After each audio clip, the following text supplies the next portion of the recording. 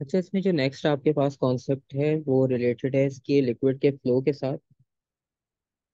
ये लिक्विड आपके पास जो फ्लो करता है, या फ्लूइड की अगर हम बात करें, इसमें एयर भी इंक्लूड है। तो ज़रूरी नहीं है कि लिक्विड के फ्लो की हम बात करें, या आप एयर पे भी अप्लाई कर सकते हो।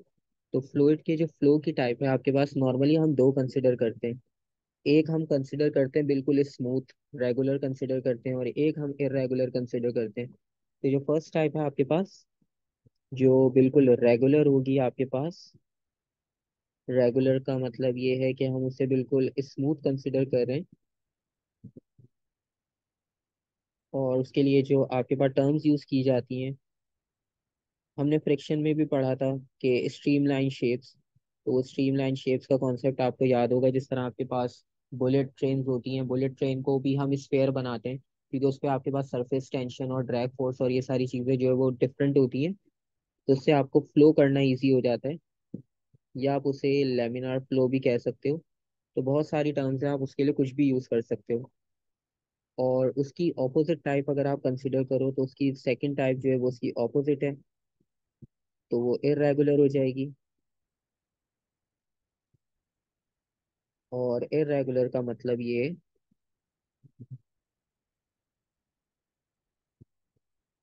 कि उसे आप अनस्टेडी भी कह सकते हो।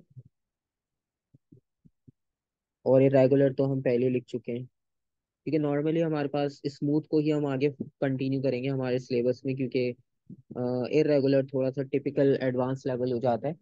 अच्छा, नॉर्मली आपने ना ये कॉन्सेप्ट देखा होगा, और इसकी बहुत कॉमन सी एग्जांपल है। इस कॉमन सी एग्जांपल को जो है हम वो यूज करते हैं। हम क्रिकेट की अगर एग्जांपल लें, तो क्रिकेट में ये एग्जांपल आपको दोनों की मिल जाएंगी। ठीक है, अब फ्लो तो आप डेफिनेशन तो पढ़ लोगे। रेगुलर में आपको नाम से भी समझ आ रहा है कि रेगुलर फ्लो होगा मतलब इक्वली डिवाइड होगा आपके पास वहां पर पार्टिकल्स पर जो भी फोर्स अप्लाई हो रही है, उसकी लाइन और सारे पॉइंट्स बिल्कुल सेम होंगे, तो वो इक्वली आपके पास फ्लो हो जाएगा। और दूसरा जो है वो आपके पास जो टर्बुलेंट फ्लो होता है, इसके लिए एक और टर्म हाँ याद आ गई, टर्बुलेंट यूज करते हैं हम।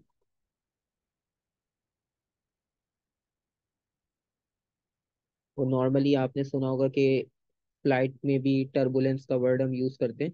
तो वो टर्बुलेंस इसीलिए आती है कि कहीं पर अगर आपके पास थोड़ा सा इरेगुलर एयर फ्लो आता है, या अचानक एयर फ्लो कहीं बढ़ रहा होता है, तो या बारिश हो रही हो, आपके पास विंड स्पीड बहुत हाई हो, तो उसकी वजह से वो जो टर्बुलेंस आती है, इसलिए उसको टर्बुलेंट फ्लो कहते हैं। अच्छा, नॉर्मली इसकी एप्लीकेशन अगर हम देखें, तो इसकी एप्लीकेशन आपके पास जो यूज करते हैं हम डेली लाइफ में, तो जो क्रिकेट की बॉल की एग्जांपल है, वो आपके पास दोनों टाइप की फ्लो के लिए बेस्ट एप्लीकेशन है। तो नॉर्मली ये होता है कि अगर आप स्टार्ट में उसको कंसिडर करते हो बिल्कुल फ्रेश, तो नॉर्मली ये होता है कि फ्रेश बॉल आपके पास स्विंग तो कर रहा होता है एयर फ्लो की वजह से, क्योंकि वहां पे भी हम फ्लो की बात कर रहे हैं, अब वो एयर फ्लो है, लिक्विड की बात नहीं हो रही वहां पर। तो नॉर्मली जब आप कंसिडर करते हो एयर उस बॉल को, स्क्वायर बॉल आ गई, ठीक है। अब बिल्कुल जब आपके पास फ्रेश बॉल होती है, तो उसमें आपने एक चीज नोट की होगी, उसमें आपके पास जो सीम बनाई जाती है, ठीक है। अब बिल्कुल सेंटर में आपके पास वहां पे सीम होती है। और खैर इतना तो आइडिया थोड़ा बहुत सबको ही होता है, इतना तो सबने देखा ही होगा थोड़ा बहुत, कि जब स्विंग बिल्कुल न्यू बॉल को कर रहे होते हैं, तो नॉर्मली जो है वो सीम की पोजीशन को चेंज करते हैं। क्योंकि नॉर्मली जब आप बॉल को बिल्कुल स्ट्रेट थ्रो कर रहे होगे यहाँ पर, तो बिल्कुल स्ट्रेट थ्रो करने में होगा ये कि जो सामने से एयर मिल रही है, तो वो एयर का डिवीजन आपके पास बिल्कुल इक्वल हो रहा है, यहाँ से भी और यहाँ से भी। ठीक है, तो आपको ड्रैग तो मिल रहा है यहाँ पर एयर की वजह से, लेकिन वो इक्वली डिवाइड हो रहा है। तो इक्वल डिवाइड होने की वजह से होता है ये कि बॉल ना तो आपके पास राइट पर मूव हो रही है, ना तो वो लेफ्ट पर मूव हो रही है, ना वो एयर में स्विंग कर रही है, ना वो टिप करने के बाद जो है वो आपके पास स्विंग कर रही है, क्योंकि आपके पास फ्लो जो है वो रेगुलर है, क्योंकि आपको राइट पे भी स्मूथ सरफेस मिल रहा है और लेफ्ट पर भी स्मूथ सरफेस मिल रहा है। ठीक है, दोनों साइड पर आपको स्मूथ सरफेस मिल रहा है। तो इसकी वजह से आपके पास जो एयर मॉलिक्यूल्स की डिवीजन होती है वो बिल्कुल इक्वल हो जाती है, और एयर आपके पास बिल्कुल स्मूथ फ्लो हो जाती है इसकी साइड से। तो अब क्वेश्चन ये है कि अगर हम यहाँ पर इसको चेंज करना चाहें तो उसके लिए नॉर्मली ये होता है कि आपने जिस साइड पर फिर उसको स्विंग करना हो बॉल को या उसकी डायरेक्शन को चेंज करना हो, तो आप उसके अकॉर्डिंगली उसकी सीम को चेंज करते हो। तो आप उसकी सीम को इस तरह से चेंज करोगे, लेट सपोज अगर उसी सेम ओरिएंटेशन को हम लें और उसमें आप इसकी पोजीशन को चेंज कर लो। लेट सपोज हमने इस डायरेक्शन में सेलेक्ट कर ली।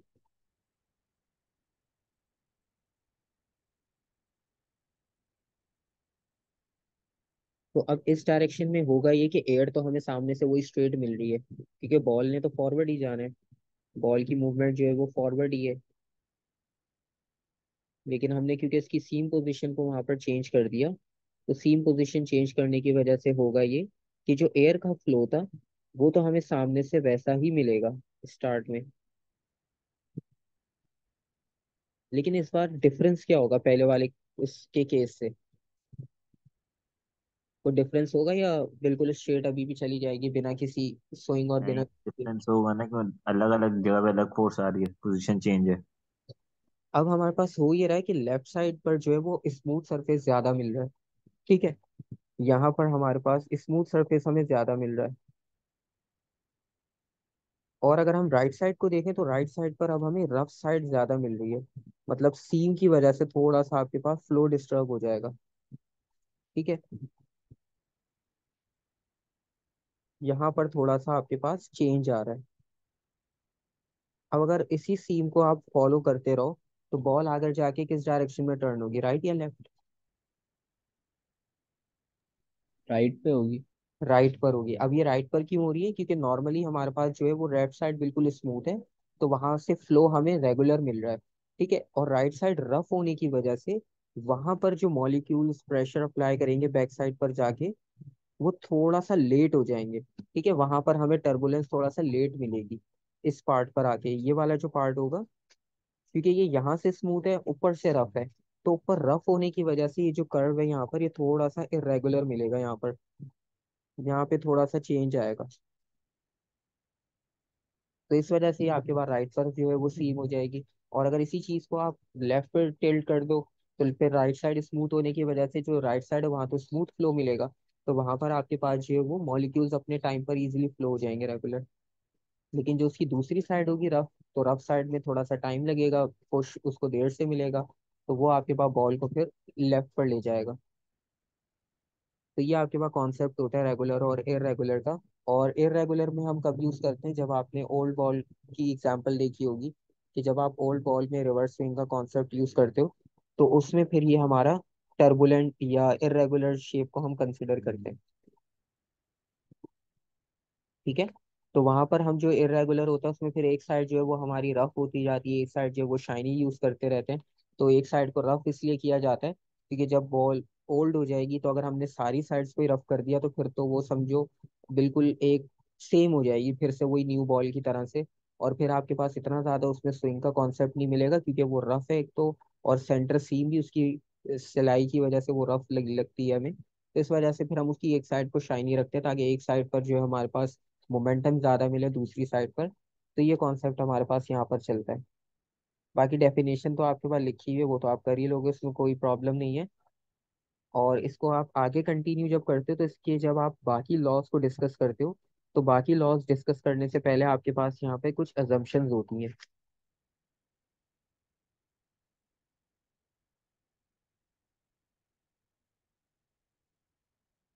कुछ एजम्पशंस हम यहाँ पर यूज करते हैं बाकी लॉस को डिस्कस करने से पहले, क्योंकि जिस तरह अभी स्टोक्स लॉ में भी था स्फेयर आया तो फिर आपने कहा कि स्फेयर हम यूज कर रहे हैं। तो स्फेयर में होता है यूनिफॉर्म आपके पास स्ट्रीमलाइन डिवीजन हो जाते हैं, तो स्टडी करना इजी हो जाता है। वरना फिर आपके पास दूसरी फोर्सेस इन्वॉल्व होंगी तो फिर उन सबकी भी काउंटिंग करनी पड़ती है, तो फिर वो थोड़ा सा एडवांस हो जाएगा। तो इसमें हमारे पास जब फर्दर हम लॉ डिस्कस करेंगे तो आपके पास कुछ अजम्पशंस होती है। उसमें पहली अजम्पशन ये कि फ्लूइड आपके पास नॉन विस्कस हम कंसिडर करेंगे।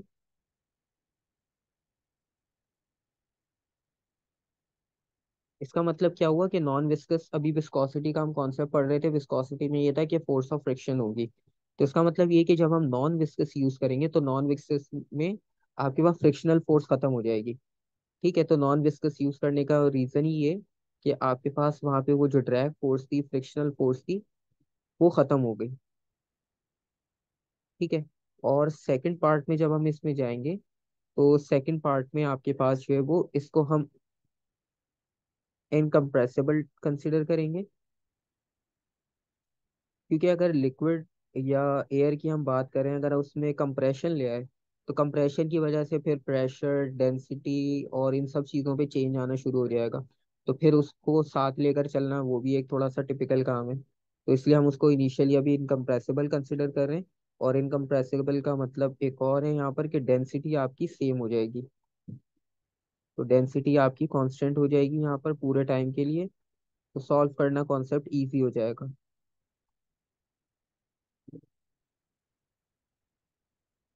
और जो हमारा मोशन होगा लिक्विड का, वो हमने मोशन कैसा कंसिडर करना है, स्मूथ वाला कंसिडर करना है, यानी रेगुलर, स्ट्रीमलाइन या लेमिनार हम कंसिडर करेंगे। तो हमारे पास स्मूथ,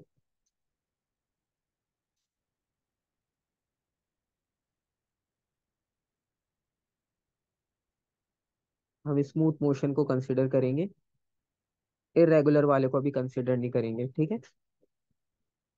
और इसके बाद जो आपके पास मोस्टली सवाल आपको मिलते हैं, इक्वेशंस मिलती हैं, या आपके पास जो इक्वेशन अगर शॉर्टली ड्राइव करने को आती है, वो इक्वेशन ऑफ कंटिन्यूटी है इसमें।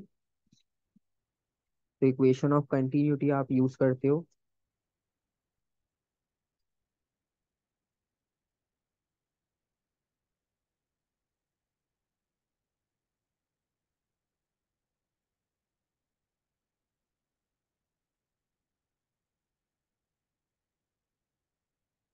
और इक्वेशन ऑफ कंटिन्यूटी नॉर्मली जो है वो हम यूज कर रहे होते हैं लिक्विड के फ्लो के लिए, जो हमारे पास डेली लाइफ पाइप्स की एप्लीकेशन होती है, वहां से गैस का फ्लो हो या लिक्विड का फ्लो हो, तो उसके अकॉर्डिंगली हमें सारी चीजें डिस्कस करनी होती है। क्योंकि जब वो किसी भी क्रॉस सेक्शनल एरिया से फ्लो कर रहा होगा, और उसका जो साइज होगा, उसका क्रॉस सेक्शनल एरिया जो होगा, जो स्पीड होगी, तो वो इन सब फैक्टर्स पे डिपेंड करता है।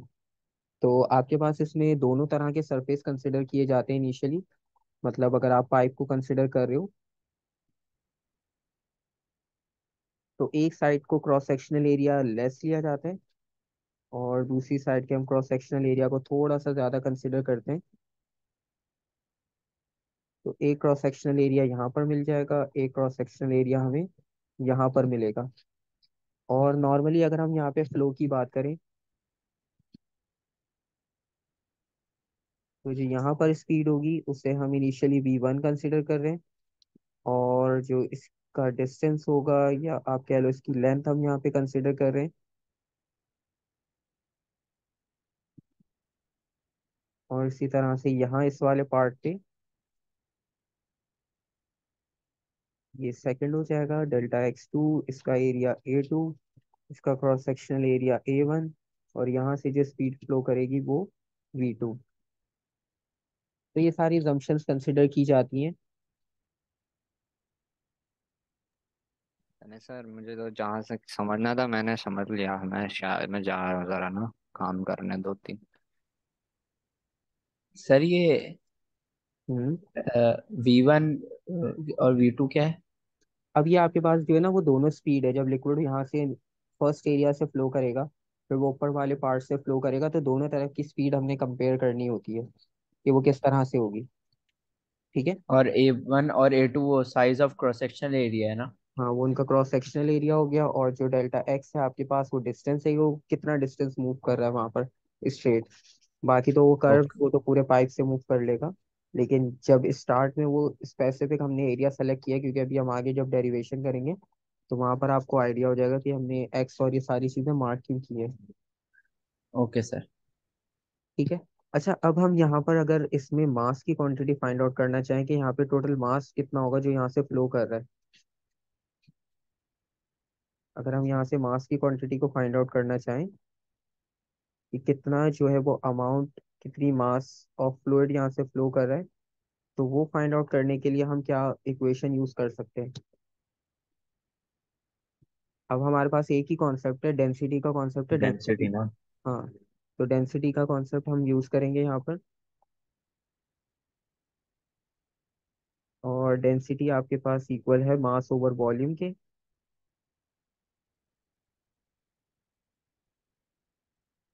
अच्छा, अब यहाँ पर हम अगर फर्स्ट पार्ट की बात करें तो हम इसको शिफ्ट कर लेंगे, ये कुछ इस तरह से चेंज हो जाएगा। और अब इसको जब हम अपनी इक्वेशन पे अप्लाई करेंगे तो हम अपनी इक्वेशन पे इसको इस तरह से अप्लाई करेंगे कि जो हमारे पास मास वन आएगा वो इक्वल होगा density one, cross sectional area one, और जो डिस्टेंस उसने कवर किया है वो। इसमें हमने ये किया कि जो ये वॉल्यूम था ना, वॉल्यूम को स्प्लिट कर लिया। ठीक है, क्योंकि वॉल्यूम में आपके पास तीन डायमेंशन, तीन लेंथ होती है, तो हमने उसको दो में स्प्लिट कर लिया, एरिया और सिंगल लेंथ। एरिया में दो लेंथ्स होती हैं, ठीक है, और डेल्टा एक्स में एक लेंथ है, तो वो कंबाइन होकर आपके पास वॉल्यूम ही बनाएगा। तो वो वॉल्यूम को स्प्लिट किया है। ठीक है, सही। और अगर आप ठीक है सर। डेल्टा एक्स को फर्दर और स्प्लिट करते हो तो डेल्टा एक्स को आप फर्दर स्प्लिट कर सकते हो वेलोसिटी और टाइम के साथ। डिस्टेंस का फॉर्मूला होता है ना, वेलोसिटी टाइम्स हाँ। Multiply by time. तो आप इसको उसमें स्प्लिट कर सकते हो, यानी आप वेलोसिटी को मल्टीप्लाई कर सकते हो यहाँ पर टाइम के साथ। तो ये इक्वेशन आपके पास फर्दर चेंज हो जाएगी। तो ये m1 इक्वल हो जाएगा डेंसिटी वन, एरिया वन और वेलोसिटी वन मल्टीप्लाई बाय जो भी हमारे पास टाइम में चेंज आएगा वो। ठीक है, तो ये एक इक्वेशन बन गई हमारे पास फर्स्ट पार्ट के लिए। और सेम अगर हम ऊपर वाले पार्ट के लिए भी अप्लाई करें तो वहां पर भी सेम प्रोसेस होगा। वैल्यूज चेंज हो सकती हैं क्योंकि मास वहां से ज्यादा फ्लो करेगा, हमें पता है। तो स्पीड वगैरह का भी कुछ जो भी डिफरेंस आएगा वो हम अभी देखते हैं कितना बनता है। तो खैर उसके लिए भी जो है वो इक्वेशन तो सेम बनेगी, is equals to density two, area two, multiply by time. ठीक है। अच्छा, अब फ्लूइड हमारे पास इनकम्प्रेसिबल है। अभी हमने कंडीशंस पहले देख ली है लिक्विड के बारे में। जब हम लॉस को अप्लाई करते हैं तो लिक्विड इनकम्प्रेसिबल होता है, फ्लोस का जो है वो यूनिफॉर्म होगा, स्टेडी फ्लो होगा।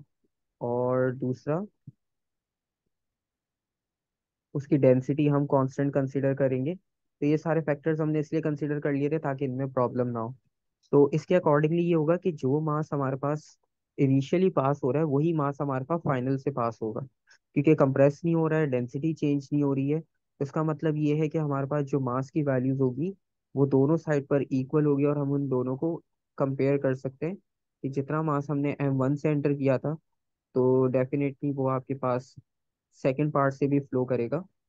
और अब हम इनकी क्वांटिटीज को कंपेयर कर लेते हैं। तो क्वांटिटीज कंपेयर करने में आपके पास डेंसिटी वन,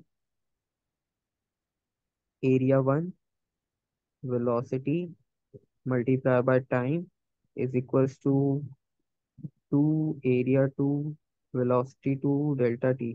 अब क्योंकि टाइम की वैल्यू कांस्टेंट है तो टाइम तो सबसे पहले कैंसिल आउट हो जाएगा। ठीक है, और बाकी वैल्यू बची आपके पास रिमेनिंग।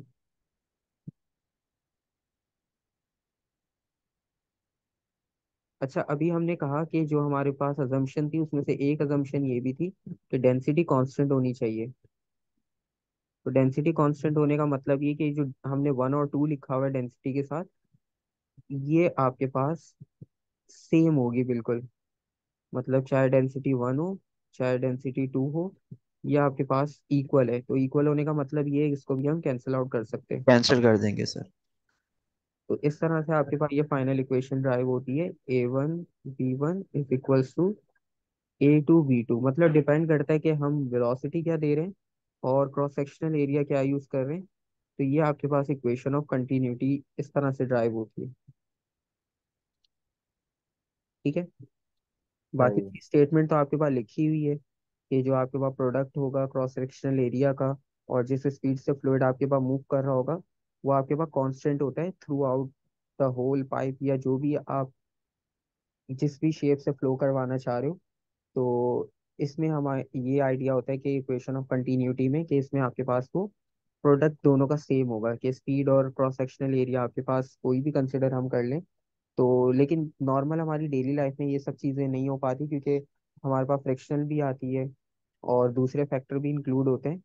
इसमें तो हमने बिल्कुल आइडियल कंडीशन कंसिडर की है, इसमें हमारे पास कोई चेंज नहीं था। तो इस वजह से जो है वो इसमें आ सकता है। लेकिन डेली लाइफ में थोड़ा बहुत चेंज होता है, ऐसा नहीं होता कि बिल्कुल ही आपके पास स्मूथ आ जाए। ठीक है। Okay sir. तो इसको इक्वेशन ऑफ कंटिन्यूटी